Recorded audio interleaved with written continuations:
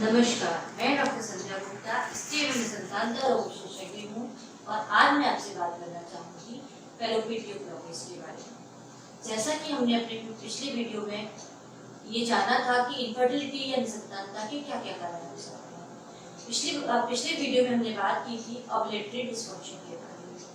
आज हम बात करेंगे ट्यूबर फैक्टर के बारे में। सबसे पहले तो हमें ये जानना होगा कि फैलोपियन ट्यूब है क्या।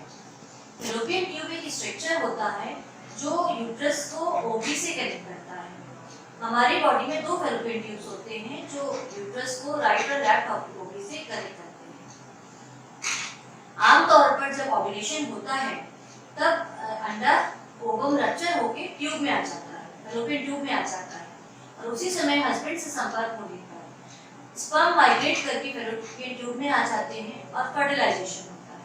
उसके बाद फर्टिलाइज होगा माइग्रेट करके यूट्रस में पहुंच जाता है और वहीं इम्प्लांटेशन होने के बाद प्रेगनेंसी कंटिन्यू हो जाती है। लेकिन अगर ये फैलोपियन ट्यूब ब्लॉक हो जाती है तो फिर प्रेगनेंसी नहीं हो पाती। प्रेगनेंसी होने के लिए दोनों फैलोपियन ट्यूब्स का ओपन होना बहुत जरूरी है। अब हम ये जानना चाहेंगे कि फैलोपियन ट्यूब ब्लॉक किस कारण से होती है। फैलोपियन ट्यूब ब्लॉक होने के कई कारण हो सकते हैं, जैसे कि पेल्विक इन्फ्लेमेटरी डिसऑर्डर या डिसीज और इसके अलावा other infection like tuberculosis. Endometriosis में भी ये ट्यूब ब्लॉक हो सकती है। इसके अलावा प्रीवियस एक्टोपिक प्रेगनेंसी या फिर pelvic adhesion due to any surgery, इन सभी कारणों में ये ट्यूब ब्लॉक हो सकती है। फैलोपियन ट्यूब ब्लॉक होने पर क्या सिम्टम होते हैं?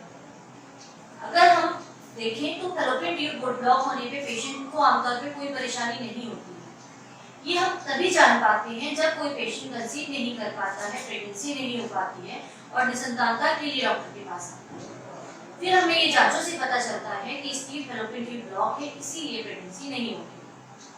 इसके कई टेस्ट होते हैं, जिसमें सबसे पहले HSG होता है, जिसे हिस्टोसल्पिंगोग्राम कहते हैं। इसमें नीचे से डाई डालकर एक्सरे लिया जाता है और ये देखा जाता है कि डाई फैलोपियन ट्यूब के बाहर स्प्लैश हो रही है या नहीं। अगर ये डाई ट्यूब के बाहर नहीं निकल रही है तो ये माना जाता है कि ट्यूब ब्लॉक है, बट ये कंफर्मेटरी टेस्ट नहीं है। अगर किसी ट्यूब में ब्लॉक होता है तो हमें आगे ये जानना पड़ता है कि इसकी कंफर्मेटरी टेस्ट करनी पड़ती है। कंफर्मेटरी टेस्ट करने के लिए हम डायग्नोस्टिक लैप्रोस्कोपी और हिस्टोसल्पिंगोग्राफी हिस्टोस्कोपी करते हैं।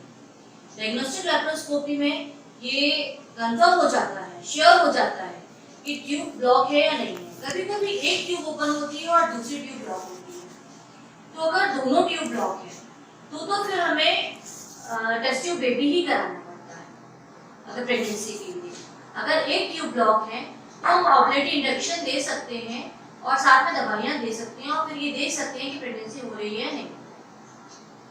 इसलिए अगर आप निसंतानता से परेशान हैं और अपना इलाज कराना चाहते हैं तो कृपया अपने डॉक्टर से संपर्क